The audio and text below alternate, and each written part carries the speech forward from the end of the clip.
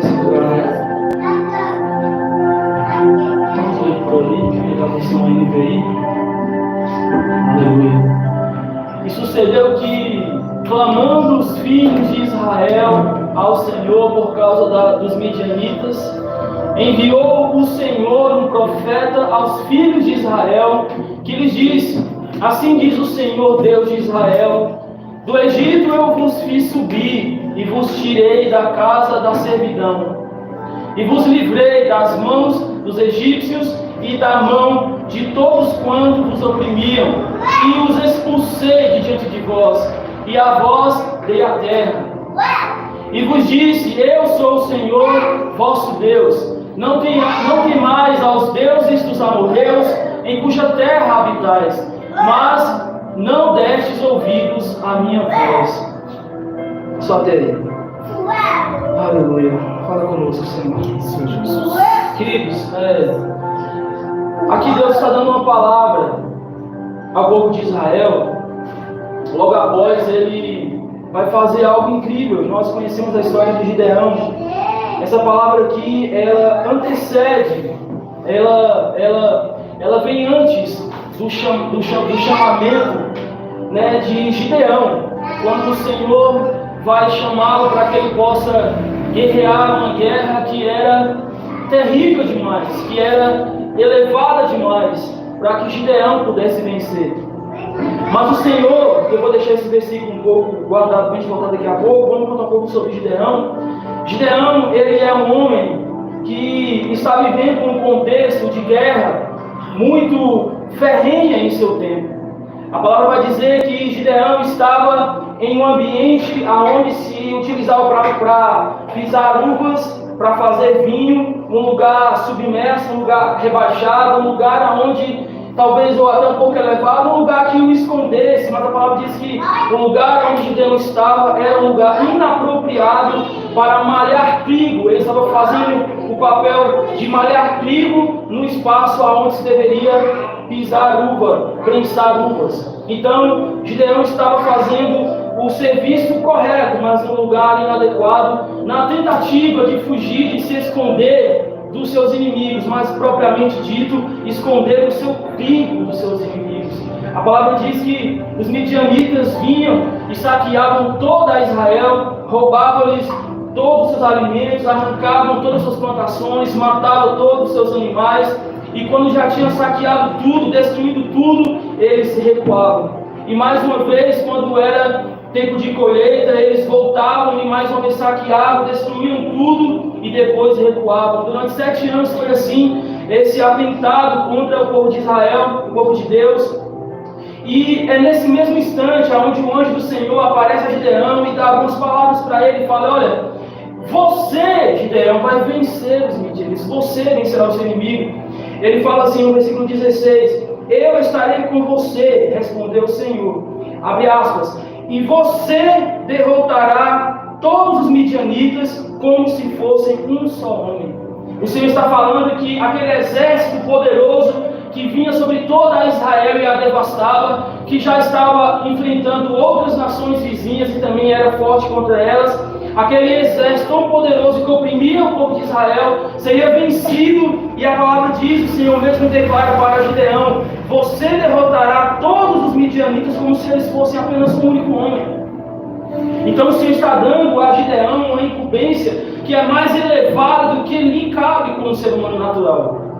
E aí Gideão, um pouco antes disso, vai falar o seguinte, que ele era pequeno demais para fazer aquilo. Ele era frágil demais para realizar aquela obra. Ele não podia. Mas antes disso, queridos, o Gideão, ele chega para o Senhor e ele fala assim, o Senhor chega para Gideão e fala assim: o Senhor está com você, poderoso guerreiro. Aí então Gideão responde: ah, Senhor, se o Senhor está conosco, por que aconteceu tudo isso? Onde estão todas as suas maravilhas que os nossos pais nos contam quando dizem: não foi o Senhor que nos tirou do Egito, mas agora o Senhor nos abandonou e nos entregou nas mãos de Midian. Então o Senhor encontra um homem que se sente fraco, o Senhor encontra um homem que está se escondendo dos seus inimigos, o Senhor encontra uma nação inteira que fugia para as montanhas para se esconder dos midianitas, E o Senhor encontra um homem que está com o seu coração aflito e revoltado com o Senhor, porque no seu entendimento, naquele momento, ele entendia o seguinte, que o Senhor havia os abandonado.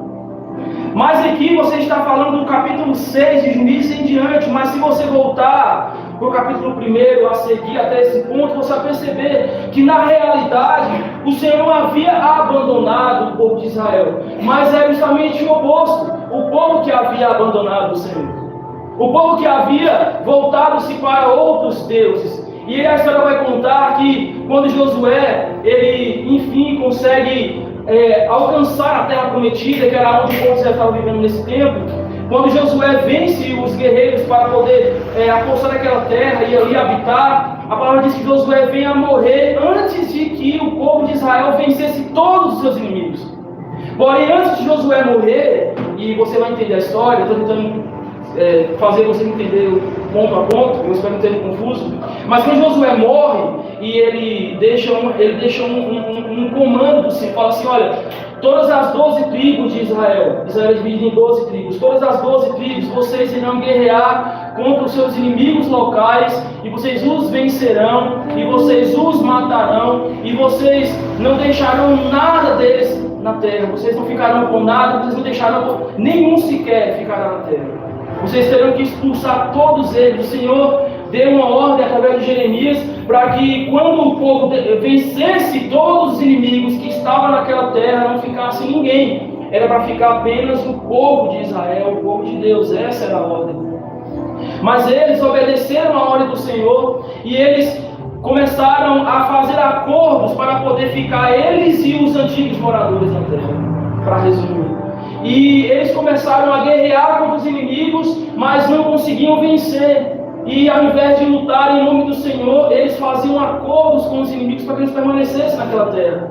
Então aquela terra começou a ficar mista. Ao invés de ser o único povo do Senhor, era um povo misturado, com culturas misturadas, com deuses que não era o único Deus, verdadeiro Senhor. E o povo de Israel começou a conviver com aquilo e começou agora a participar daquela mesma ritualidade. Começou agora a servir também e adorar outros deuses. E até chegar no capítulo 6, a palavra vai dizer que o Senhor levantou outras pessoas para poder fazer o povo de Israel vencer, e eles venciam. E mais uma vez, depois de ter vencido, eles se voltavam para os deuses falsos novamente e abandonavam o Senhor. E o Senhor mais uma vez vinha com o braço forte, lutava a favor de Israel. Israel saía vencendo na peleja, mas quando estavam bem, eles agora mais uma vez viravam as costas para Deus e voltavam-se para adorar outros deuses. E aí chega nesse episódio, aonde o Senhor dá essa palavra que acabamos de ler, e aonde o Senhor então chama Gideão para fazer a missão de agora mais uma vez lutar contra os inimigos de Israel, para mais uma vez livrá-lo da perseguição dos seus inimigos, para mais uma vez então perceber se Israel agora iria voltar-se para o Senhor, ou se Israel mais uma vez voltaria-se para outros deuses. Então Deus levanta Gideão e contra esse cara que está ali, escondido ali, fazendo o seu serviço para que os inimigos não roubem o seu mantimento. Então vem o anjo do Senhor e fala assim, olha, Deus é contigo e você vencerá o seu inimigo. Então ele responde para o Senhor, olha, o Senhor nos esqueceu, o Senhor nos abandonou, o Senhor nos deixou. E eu pergunto para você que Gideão foi um cara incrível, do qual o Senhor se agradou, mas vamos frisar um pouco nessa palavra de Gideão e entender um pouco o que ele está querendo dizer aqui. O cara está falando para o Senhor que o que eles estavam enfrentando naquele momento não era a responsabilidade da idolatria deles, mas era a responsabilidade do abandono de Deus para com eles. Que entendimento é esse? Que coração é esse? Como é que alguém pode dizer para o Senhor, depois de ter passado por várias experiências onde o Senhor havia dito para eles que eles deveriam se recuperar e voltar-se unicamente para o Senhor, mas eles se voltavam para outros deuses, e ele mais uma vez vem e diz, vocês têm que se voltar para mim, e eles voltam para outros deuses. Passaram-se aqui, talvez, eu suponho, pelo que eu li, uns 300 anos a mais do que de quando eles conquistaram a terra até esse momento aqui. Passaram, eu creio, uns 300 anos em média, suponho. E aí, ele está nesse momento aqui, vivendo essa circunstância, e quando o Senhor fala para ele que ele era forte, que o Senhor não abandonou, que o Senhor iria lutar as guerras dele, que o Senhor venceria por ele, antes de se colocar à disposição, ele fala, o Senhor nos abandonou, o Senhor nos deixou. Quer dizer, a sua idolatria, e aqui eu não digo apenas de Deus, mas de todo o povo, O entendimento de servir outros deuses, de estar tão habituado com outras imagens no caminho das suas nações, estava tão enraizado em suas vidas que eles não conseguiam mais nem sequer notar que eles estavam diante de imagens a todo o caminho, e enquanto que talvez alguns adorassem, outros resistissem, o fato é que as imagens estavam ali. Verdade. Aquelas imagens estavam ali, outros deuses falsos que na verdade nem sequer deuses eram apenas paixões e imagens veneradas, mas elas estavam ali, ocupando o lugar de Deus, sendo clamada por fertilidade, clamada por coisas de mantimento, clamada por outras coisas, quando na verdade somente Deus pode nos dar as coisas. Mas eles estavam ali, adorando outros deuses, e ele chega nesse contexto. Porém, então, o Senhor fala com Gideão e conversa com ele, e resiste o seu orgulho, e o Senhor mantém aquela conversa com Gideão, e então Gideão se coloca à disposição do Senhor.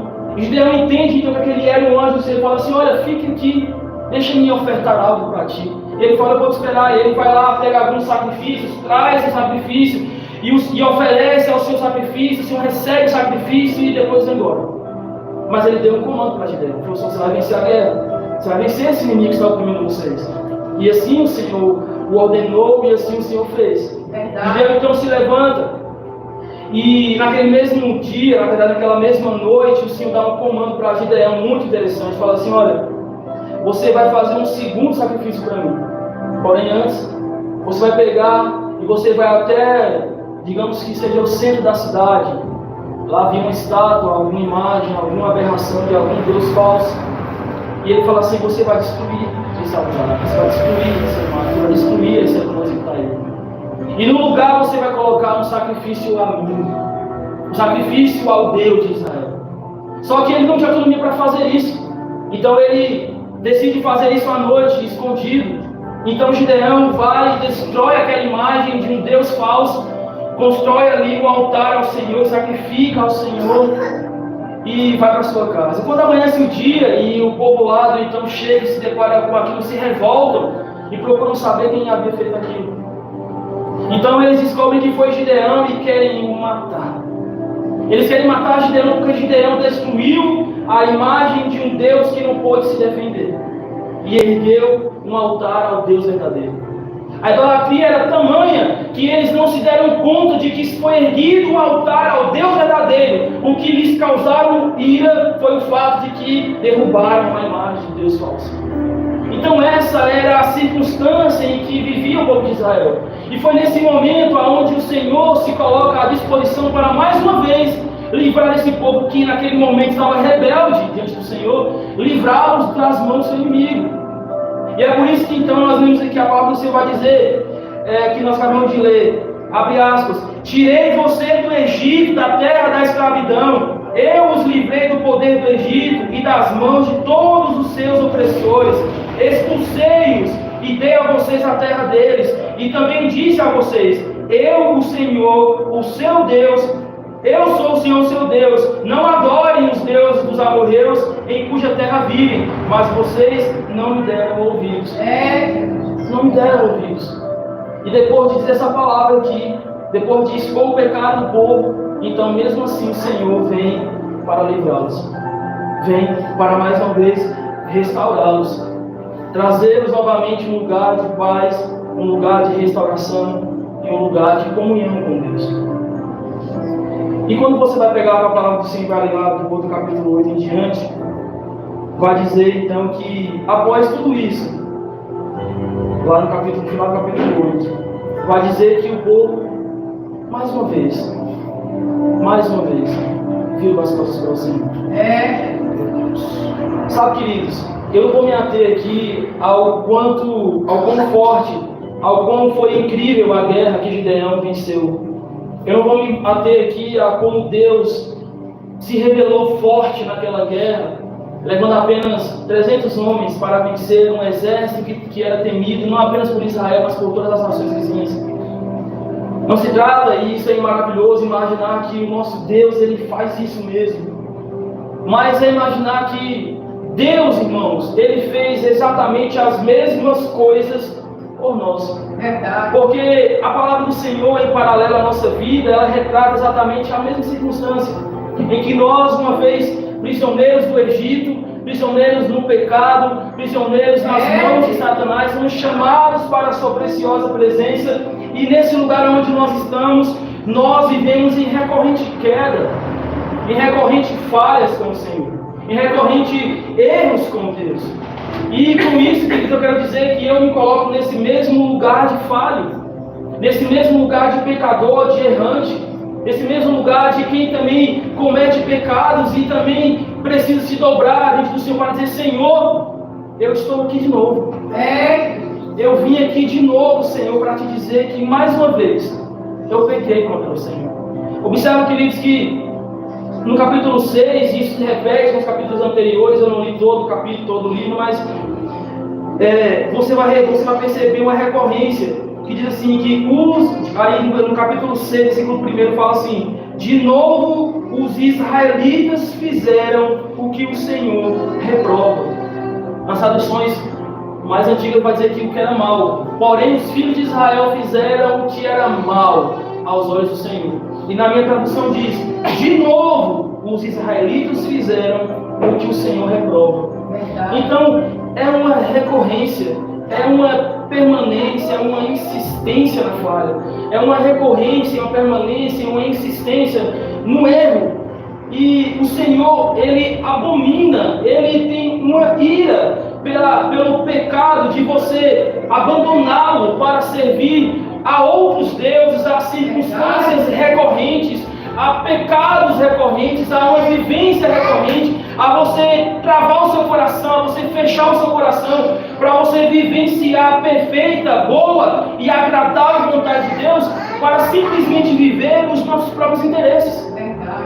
Porque veja, talvez hoje você e nem eu tenhamos uma imagem chamada Baal para adorar, mas ainda assim temos circunstâncias em nosso interior, das quais muitas vezes nos apegamos e nós não queremos largar. Não, eu não farei isso. Isso eu não farei. Não, ele pediu isso aqui, o pastor pediu, a pastora pediu, o meu líder pediu, ou alguém pediu, eu não vou fazer. Não quero, eu não estou disposto a fazer. Não estou disponível, não estou à vontade, não quero. Sabe, queridos, o pastor daqui é testemunha, a pastora também é testemunha do meu coração no tempo passado. Muitas vezes tive que viver, eu vivi uma circunstância no meu coração, há 10 anos atrás, quando eu os conheci, aonde eu resisti a amá-los, aonde eu resisti a recebê-los. E isso foi difícil para mim, porque no tempo onde eu estava resistindo em amá-los, em recebê-los, quando eles chegaram para a nossa igreja, quem sofreu fui eu. Eles sofreram tentando me ajudar, mas eu fui o maior penalizado pela minha própria resistência. E isso me levou a um lugar de frieza constante, de afastamento, não apenas deles, mas do próprio Deus.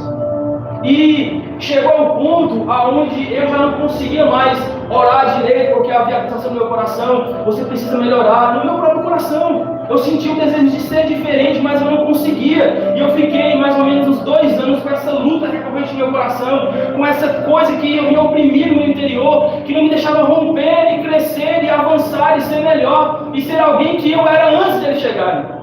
Como eles mesmos disseram: Rafa, eu vim aqui com expectativa sobre você, porque eu ouvi notícia de você do pastor anterior, mas o que eu vejo agora é você estagnado, parado, oprimido, parado. O que está acontecendo? Eu falava assim: não, tudo bem.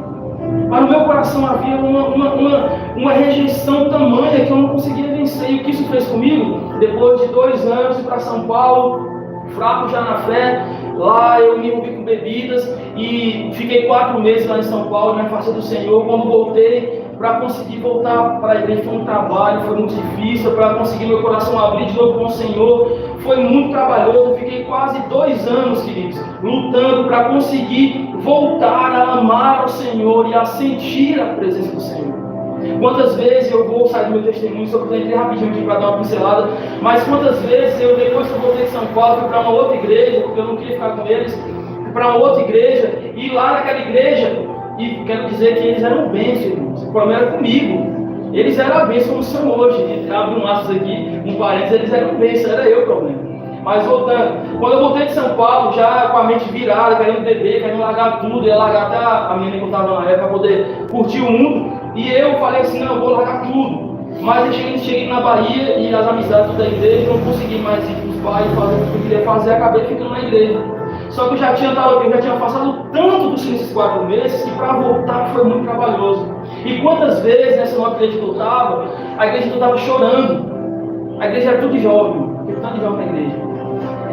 E todo mundo, aquele louvor abençoado, agraciado, como nós temos aqui também. E aí, todo mundo deitado no chão, irmão, se jogava, o povo vinha lá do altar e vinha para cá para frente. Espontaneamente se jogava no chão e começava a adorar e chorar, e mão para cima, e o povo babava, irmão, no chão, e era incrível aqui, o povo tudo ali, adorando ao Senhor, do seu modo, do seu jeito. E eu também estava, irmão. Quem me via falava assim, ele está sentindo Deus, mas na verdade não estava. O meu choro era de desespero, porque eu estava ali querendo sentir Deus e não conseguia. Querendo que Ele me tocasse, querendo viver o que eu já tinha vivido há um tempo atrás com Ele na minha antiga igreja, eu não conseguia viver. E eu dizia, Senhor, por favor, vem também falar comigo, vem também me tocar, vem também mover o meu interior, e eu não conseguia receber. E eu estava vivendo uma tentativa constante, mas eu não estava mais bebendo, eu não estava mais indo para a festa, eu não estava me relacionando com ninguém, eu estava de boa, mas eu não conseguia voltar para o mesmo lugar que eu estava com o Senhor antes da queda. Eu não conseguia. Então, depois de muita insistência, eu falei, olha, eu entendi, o Senhor, Ele não quer mais nada comigo. O Senhor, Ele me rejeitou.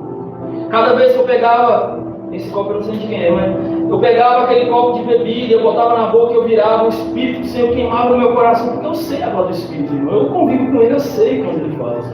Eu pegava aquele copo, eu virava um gole na boca, aquela voz bradava no interior, não faça isso. Eu falava, eu vou fazer.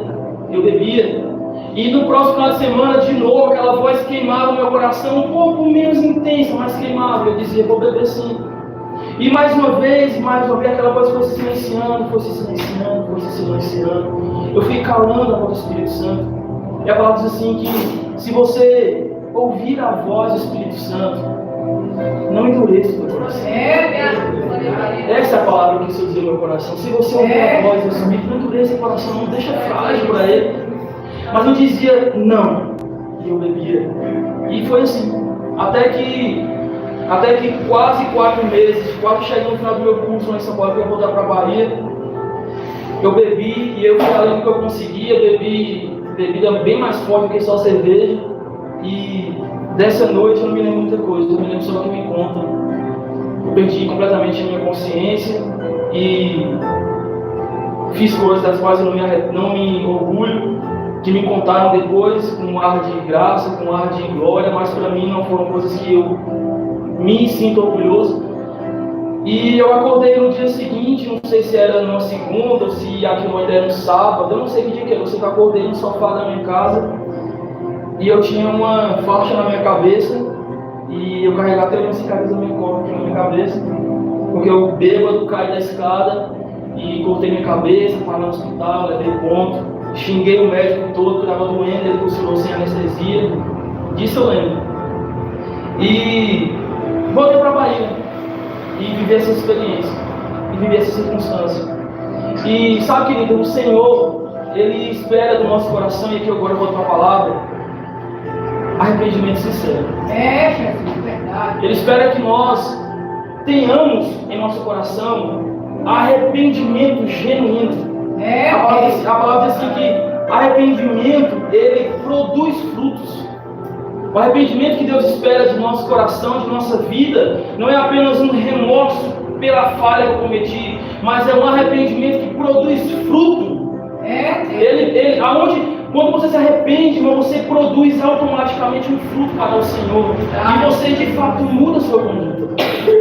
O povo de Israel estava vivendo recorrente na mesma falha, eles não se arrependiam, o seu coração estava endurecido, eles estavam orgulhosos em seu interior, a ponto de quando o Senhor dá a voz para Gideão, ele diz assim: o Senhor nos abandonou, o Senhor nos deixou. Mas ele falou: a ordem que eu dei a vocês foi expulsar todos os dessa terra. E também disse a vocês: eu sou o Senhor, o seu Deus. Não adorem os deuses dos amorreus, em cuja terra vocês vivem, mas vocês não me deram ouvidos. Eles disseram para o Senhor: Deus, o Senhor me abandonou. Mas ele disse: vocês fizeram isso primeiro. Vocês estão fazendo isso constantemente contra mim. Mas o Senhor é misericordioso e bondoso para com Israel e para conosco, irmãos. Porque depois de vivenciar todas as circunstâncias, você vai ler todo o livro que você se depara, é com um Deus que insiste com o seu povo. Com Deus que nos ama a ponto de perceber todo o nosso pecado, a nossa falha, a miséria que há em nós, mas mesmo assim o nosso Deus insiste conosco. E aí é onde entra a palavra que diz que o Senhor Deus nos amou de tal maneira que enviou o seu único filho para morrer por nós. E complementa dizendo em outro versículo que ele fez isso demonstrando o seu amor, quando ele enviou o seu filho para morrer por nós, quando nós ainda éramos pecadores. Ele enviou a bênção sobre Gideão e o povo de Israel quando eles ainda estavam no pecado e ainda estavam com a possibilidade de permanecer no pecado. Mas isso revela quem Deus é. E é por isso que nessa noite não se trata aqui de uma exortação, não se trata aqui de uma exposição do nosso pecado, da nossa falha para te ofender, para te oprimir. Não, trata-se de quem Deus é, de um coração que é paterno, um coração que é amoroso, um coração que é insistente e de um coração que nos entende. Nós estamos aqui num curso, e o curso passado nós falamos sobre Cristologia. E nós entendemos que Cristo, ele é esse ser maravilhoso, o próprio Deus encarnado, que se identifica com cada um de nós. Que entende exatamente nossa limitação, nossa fraqueza, nossa força, a nossa capacidade. E nós temos por entendimento que Deus, ele conhece o nosso futuro. Ele sabe exatamente aonde nossa ferida dói, ele sabe exatamente aonde nós vamos chegar. E ele sabendo de tudo que nós fizemos e faremos e faríamos, enfim, ele sabe de tudo, todos os tempos. Mesmo assim, ele escolheu nos amar. Mesmo assim, ele escolheu insistir conosco. Só que nessa noite, talvez, irmãos, nós precisamos começar a viver esse entendimento de que o Senhor, ele nos ama. Ele está nos ensinando a nos arrepender, a voltar-se para o Senhor. Mas o que Ele está querendo de nós é um coração sincero e completamente íntegro. Um coração que não está orgulhoso do seu interior, que não está amando o seu próprio pecado, mas que ama acima de tudo o Senhor. Que ama acima de tudo o Senhor. Gideão, irmãos, ele era um homem pequeno, um homem comum, um homem fraco, que ele mesmo disse, falou assim, olha, eu sou o menor da minha casa. A minha casa é a menor da minha tribo. E a minha tribo é a menor de todas. Essa parte eu estou colocando aqui. Mas o fato é que ele era o menor de todos. Ele era o menor, mas o Senhor encontrou em um menor. O Senhor encontrou em alguém que, ainda que estava em pecado, ainda que estava vivendo numa sociedade completamente caída, ele encontrou alguém que podia olhar para si próprio, reconhecer o seu pecado, destruir os seus pecados, elevar um altar a Deus novamente e vencer em nome do Senhor. E Deus olha para cada um de nós, irmãos, para mim, para você nessa hora, Ele pergunta: você está disposto a derrubar os deuses que você construiu para servir única e exclusivamente a mim? Será que estamos, irmãos, dispostos a abrir mão das paixões que nos envolvem, dos desejos que nos cercam, das ansiedades do nosso coração? A palavra diz que o nosso coração, ele é enganoso. Diz que há caminhos que para o homem parecem que são bons, mas que o seu caminho é de morte. Diz que maldito o homem que confia na força do seu próprio braço. Nós, irmãos, somos falhos, mas mesmo assim nos apaixonamos pelos nossos próprios interesses e deixamos de observar o que o Senhor tem para cada um de nós. Seus ensinamentos, suas diretrizes, o seu caminho, a sua vontade. E vai dizer que a vontade do Senhor, ela é boa, ela é perfeita e ela é agradável. E eu gosto sempre de frisar o final desse versículo, fala assim que para nós. É interessante, irmãos, porque Deus, em toda a sua majestade, em toda a sua grandeza, em toda a sua glória, em todo o seu poder que poderia consumir, fulminar e destruir toda a terra, mesmo assim, esse Deus, Ele olha para cada um de nós e fala assim: olha, você precisa viver a minha boa, perfeita, agradável vontade, mas para você. Quer dizer, Deus está interessado, irmãos, naquilo que nós nos importamos. Não é que Deus não se importa com o seu desejo, não é que Deus não se importa com os seus sonhos, não é que Ele não se importa com as suas ideias, os ideais que você quer alcançar, não é nada disso. Não se trata disso. Deus não veio aqui para oprimir Gideão, dizendo para Gideão que ele estava errado em viver a sua vida, em fazer o que seu coração queria, em viver uma vida de alegria, de prazeres. Não! Muito pelo contrário. Deus tirou o povo do Egito, passou por todo o deserto, deu-lhes lição, mas quando Josué morre, ele deixa um povo fiel. Ele deixa um povo fiel. Mas ao decorrer do tempo, até que se levantasse alguém para poder comandar o povo se desviou do Senhor. Vai dizer que a geração que Josué deixou ali, quando conquistou a terra, era tudo ok. Mas a segunda geração foi que se perverteu, foi que se corrompeu. Foi a segunda geração, irmão, que se perdeu do Senhor. Verdade. Sabe, querido, quando nós não focamos nos ensinamentos do Senhor, na força do seu poder, no que Ele já fez por nós, quando nós não nos apaixonamos pela imagem do Cristo ressurreto, que nos ama e que tem realizado grandes feitos em nossa vida no presente, quando nós não olhamos para Cristo como Senhor suficiente, quando nós não o amamos com toda a nossa força, entendimento, consciência, nós então começamos a deixá-lo para a segunda opção, segunda circunstância, segundo lugar. E é muito fácil isso acontecer. É muito fácil você colocar qualquer coisa acima de Deus. É muito fácil você falar assim, você eu não vivo. Nós falamos isso, né? A gente fala muito isso. Eu tô com uma menina e a gente vai casar em nome de Jesus. E aí é muito fácil falar assim, olha, você é a mulher da minha vida. Sem você eu não posso viver.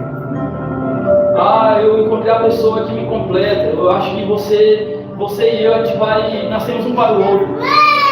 Se não for você, não vai ser mais ninguém.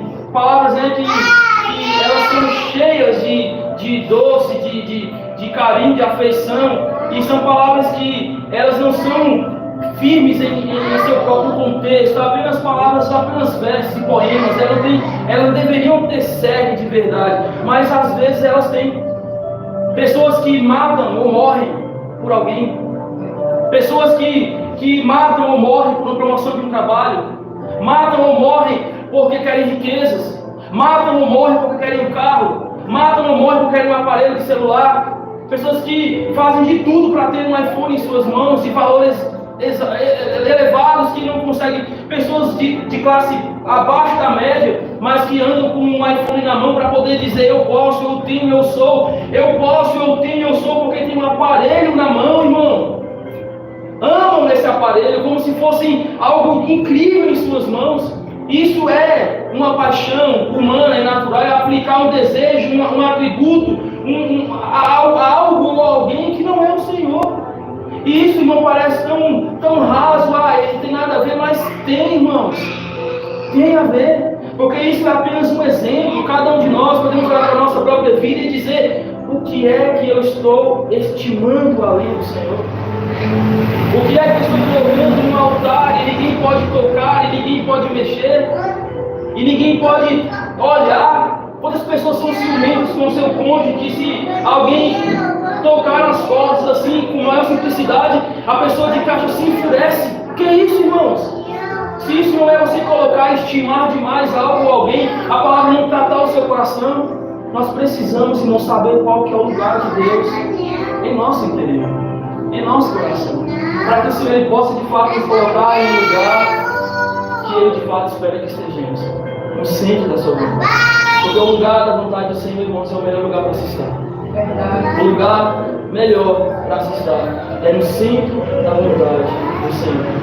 Nós acabamos de cantar que a mesa do Senhor ela nos cura, a mesa do Senhor ela nos trata, a mesa do Senhor ela nos restaura. Sabe, queridos, a palavra diz que havia uma multidão que seguia Jesus e andava com ele para lá, para cá, para todos os lados. Ele escolheu 12 para andar mais perto de si. Desses 12, um dos 12, apesar de estar comendo na mesma mesa, comendo o mesmo pão, alimentando-se das mesmas coisas que o Senhor alimentou, mas esse entre os 12 não consumiu o que Deus estava dando a ele. Não permitiu que a sua vida fosse transformada. Essa pessoa que estava ali sentada com Jesus, ele não se rendeu o suficiente, ele não entregou seu coração inteiramente a Jesus. E por esse motivo ele foi usado pelo mal para entregar o Filho de Deus à cruz.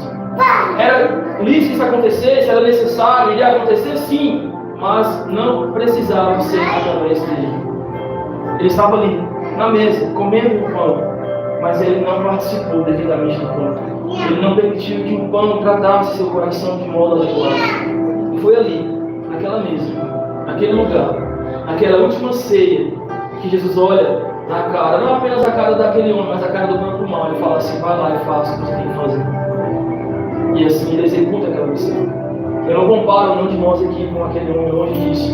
Eu estou apenas dizendo que muitas vezes nós estamos participando do pão do Senhor, comendo na sua mesa, recebendo a sua palavra, mas resistindo à palavra do Senhor. Resistindo. Sabe, irmãos, imagine que cada um de nós aqui temos 10%. E agora eu vou falar um pouco sobre nós aqui na igreja. Cada um de nós temos 10%. 10% cada um de nós aqui. Se nós somarmos esses 10%, nós chegaremos ao nível de 300%, 400%, vamos colocar assim. Porcentagem um pouco complicada, mas é mais ou menos isso. E nós agora teremos um poder como igreja de 400%. Mas quando eu estou aqui e eu tenho a oportunidade de entregar 10%, ou pelo menos 100%, ou tudo de mim, mas eu simplesmente falo assim: não, eu não vou entregar. Porque na verdade ninguém entrega tudo. Ninguém entrega tudo, pastor, eu vou te dizer isso, ninguém entrega tudo. Mas o fato é que a gente tem que entregar alguma coisa. Mas por que, pastor, é que eu não estou entregando aquele restante? Aquela parte específica, por que eu não estou entregando? Qual o motivo que eu não estou entregando? Se esse motivo for, eu estou fazendo a obra fora, eu estou executando alguma coisa que Deus mandou que eu fizesse, e eu estou concluindo para poder me inteirar aqui dentro, ok, mas amém, mas e quando não? E quando eu não estou entregando tudo nesta casa, porque eu estou com uma motivação, irmãos, que não é a motivação, eu estou falando de mim, irmãos, da minha experiência.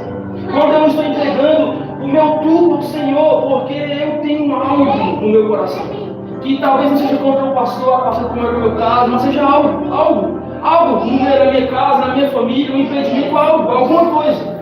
E esse algo que não é do Senhor está me impedindo a fazer para o Senhor, eu deveria fazer para o Senhor. Então, nesse caso, irmãos, eu estou mais uma vez resistindo, sendo soberbo, orgulhoso em meu coração, para entregar para Deus aquilo que Ele está pedindo de mim. Gideão, quando ele recebeu a palavra do Senhor, ele falou: mas o Senhor.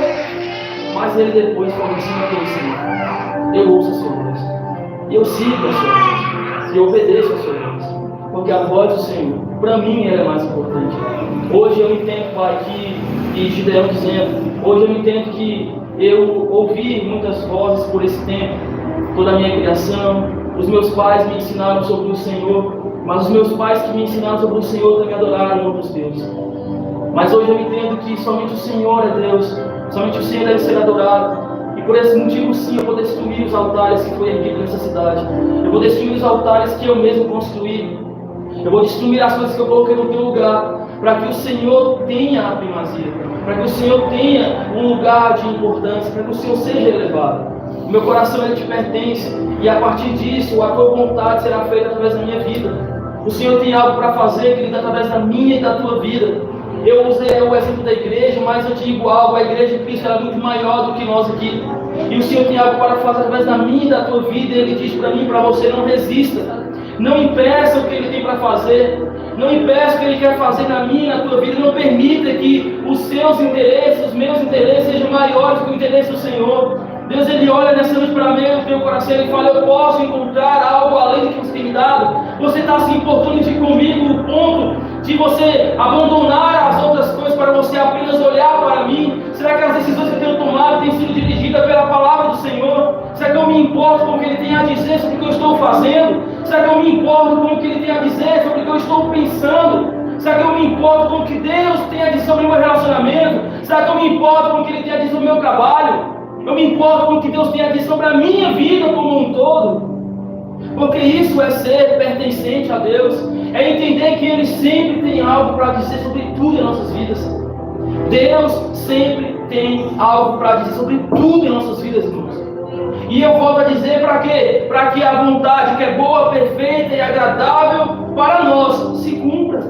O interesse do Senhor é que nós sejamos completamente felizes. Pedro vai dizer: o meu desejo é que vocês tenham o fim que vocês mesmos desejam. Ele se importa com o que nós queremos. Ele diz: coloque dentro de mim as suas vontades, vai adivinhar os seus interesses, permite que eu te mostre uma solução melhor, que eu te mostre um caminho melhor, para que você não compactue com o que estão fazendo. Irmão, não é porque todo mundo está indo para esse caminho que eu posso ir também. Não é porque todo mundo está fazendo assim que eu posso e devo fazer também. O que é melhor para todos não é melhor para mim. Entendemos isso. E já estou encerrando, sabe, queridos? Nessas eleições passadas, eu fiquei muito aflito com o que seria esse país depois que houvesse a nova posse. Nada contra o atual presidente, Deus o abençoe, mas não foi o meu voto. E eu comecei a perceber algo e falei assim: Deus, e se tudo der errado nesse país, e se as coisas começarem a desandar? E aí o Senhor trouxe algo no meu coração, e eu falei assim: Deus, tu és soberano. E a soberania de Deus, irmãos, ela não pode ser impedida por uma gestão desregulada, uma gestão bagunçada, não, longe disso. A autoridade de Deus, o domínio de Deus, ela não vai estar, ela não pode ser afligida. O que Deus quer fazer não poderá ser impedido. Então, se as coisas estão como estão, é porque Deus quis que fosse assim. Nós entendemos que eu estava outro dia vendo, e eu estou na palavra, eu estava vendo outro dia alguém falando assim, sabe? E eu quero dizer o porquê que eu estou falando isso. Alguém falou assim: às vezes você coloca a sua expectativa de nação, de estado, de cidade no governo. Você fala: se fulano de tal ganhar uma prefeito de conquista, essa cidade será melhor. E faz sentido, de fato. Quem disse que Ezequiel seria um bom prefeito? Damos uma chance para ele, o cara foi incrível. Então, assim, claro, gestões boas fazem coisas boas, isso é fato. Mas a gente precisa entender que, em questão de nação, em questão de mundo, Deus, ele permanece sendo soberano.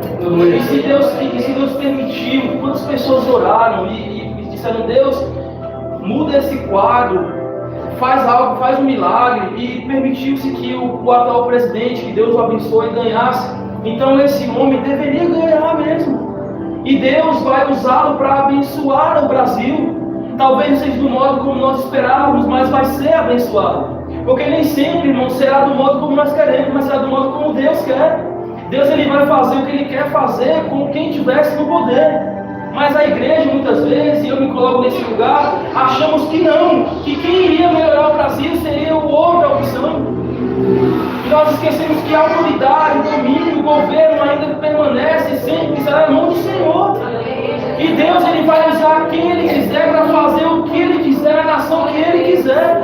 Então eu comecei a falar assim: Deus, não me importa se as decisões de um governo vão afetar a bolsa de valores. Quem ordena a bênção na minha vida é o Senhor. Não me importa se o governo da cidade vai fazer decisões que não vão corroborar para a minha empresa. Quem abençoa a minha empresa é o Senhor. Ou seja, não importa como vai ser, quando nós estamos com os nossos olhos única e exclusivamente em Deus, irmãos, tudo vai cooperar para o bem daqueles que o amam. Aleluia! Esse é o ponto que eu quero jogar para vocês, irmãos. Não se trata de uma exaltação, se trata de um entendimento que Deus, ele quer que nós tenhamos uma vida plena e abençoada, abundante. Ele diz: vocês não perderão nada, vocês terão 100 vezes mais ainda nessa vida e depois a vida eterna. Deus, ele quer que nós tenhamos ouvidos a sua doce voz para que possamos andar pelos seus caminhos corretamente. A palavra de Deus é para todos, ela é igual para cada um de nós, irmãos.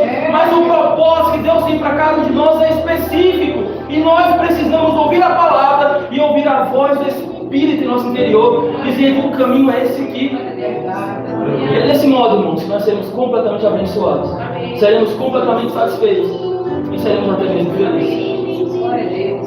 E aí eu vou encerrar a fala porque faltou uma coisinha. A palavra diz que Paulo estava fazendo a vontade de Deus. E ele fez a vontade de Deus. Ele amou o Senhor, ele serviu, ele entregou a sua vida para Deus. Ele não poupou nada. Ele se entregou inteiramente para Deus, irmão, o apóstolo Paulo. E o apóstolo Paulo, ele morreu em prisão. Ele sofreu horrores. Ele passou circunstâncias dolorosas por amor ao mundo do Senhor. Mas o apóstolo Paulo, ele é o maior exemplo para nós de alegria, meu amigo. Ele é o maior exemplo para nós de satisfação em Deus, mesmo em circunstâncias dolorosas. mesmo em circunstâncias de guerra, de conflitos, de aflições, de açoites, de derramamento de sangue, de feridas em seu próprio corpo, Paulo estava ali, feliz e adorando ao Senhor. Porque a sua felicidade estava baseada em circunstâncias terrenas, mas em Deus. Quando nós encontramos irmãos pais em Deus, quando nós amamos o Senhor acima de qualquer coisa, acima de tudo, nós entendemos que não importa o que nós percamos, não importa o que nós deixamos de viver, não importa o que nós queiramos e não alcancemos, nós já alcançamos o nosso Deus. Salmo 23 fala que o Senhor é meu pastor, nada tenho falta. Que possamos aprender que Deus, o Senhor, Ele é o nosso tudo. E porque Ele é o nosso tudo, irmãos, nós precisamos render nosso coração completamente para Ele. Inteiramente para Ele. Pai, nessa noite estamos aqui na Tua casa, nós, Teus filhos, e ouvimos uma palavra, Pai, que não se trata de mim, mas se trata do Senhor, da Tua palavra. É algo, Pai, que eu não projetei, que eu não idealizei, que eu não pesquisei. Veio para mim, Senhor. Eu apenas quis entender aí como isso falou comigo. Tu sabes a minha oração após essa palavra, Jesus, sabes o quanto eu pedi ao Senhor direção e também pedi perdão. E minha oração nessa hora para mim e para os Teus filhos é a mesma, Jesus. Que Teu Espírito, Pai, porque Ele faz isso, Ele nos alerta, Ele nos convence, Ele nos ensina. A Tua palavra diz que o Senhor enviaria o Teu Espírito e Ele nos lembraria das Tuas palavras. Esta é a Tua palavra, Jesus. Este é o Teu ensinamento, somente ao Teu Deus adorarás, somente a Ele darás honra. Então, em nome de Jesus, Teu Espírito nessa hora, com mansidão, com amor, assim como Ele é, Ele possa trazer em nosso coração um entendimento real de quem o Senhor é, Pai, de que o Senhor espera de cada um de nós. Deus, em nome de Jesus, tenha quebrado o meu coração e de quem houver aqui qualquer rebeldia, Jesus, qualquer coração duro, Pai, em nome de Jesus, venha nos ajudar a servi-lo, Pai, com total alegria, com total rendimento, Pai, para que possamos cumprir toda a sua boa e perfeita vontade. Deus, em nome de Jesus, olha por mais uma coisa, nos ajuda, Pai, a reconhecer as paixões de nossa vida, Pai, que não deveríamos estar ali. Nos ajuda, Pai, a reconhecer, Deus, a ver aquilo que nós não conseguimos compreender e enxergar, as paixões, os deuses, os enganos, os engolos do nosso coração, as falsidades do nosso interior, Pai, que nós não reconhecemos, mas que o Senhor vê, Jesus. Em nome do Teu Filho, Jesus, eu oro, Pai, mostra-nos, Senhor, nos ajuda, Pai, a sermos transformados pelo Senhor, transformados pela Tua palavra, para que nós possamos cumprir todo o Seu propósito nessa terra. Deus, em nome de Jesus, somos uma igreja, Pai, que valoriza a Tua palavra, que valoriza o Teu ensinamento, Pai. Nós não fugimos, Pai, que ela nos ensina. Nós não queremos apenas as bênçãos da Tua palavra, queremos os ensinamentos dela, Pai. E nessa hora, Deus, eu oro com felizes que se habitam. Em nome de Jesus, está no Senhor nessa hora, Pai. A Tua mesa tem azeite, a Tua mesa tem vinho de alegria. Em nome de Jesus, nessa hora, Pai, o Senhor é quem abre a ferida, o Senhor é quem cura, Tu sabes, Pai, que eu não me feri ninguém, mas o Senhor, a Tua palavra, Pai, ela abre feridas, ela restaura, Jesus. Então nessa hora eu oro por isso, em nome de Jesus, Deus, que o Senhor possa fazer um proveito do que foi falado aqui nessa hora, Deus, em nome de Jesus. Porque assim como foi cantar, a Tua presença é o melhor lugar para nós, Pai. Nós não queremos outros lugares, queríamos outros altares, Pai. Tu és o nosso Deus. Obrigado pela Tua presença.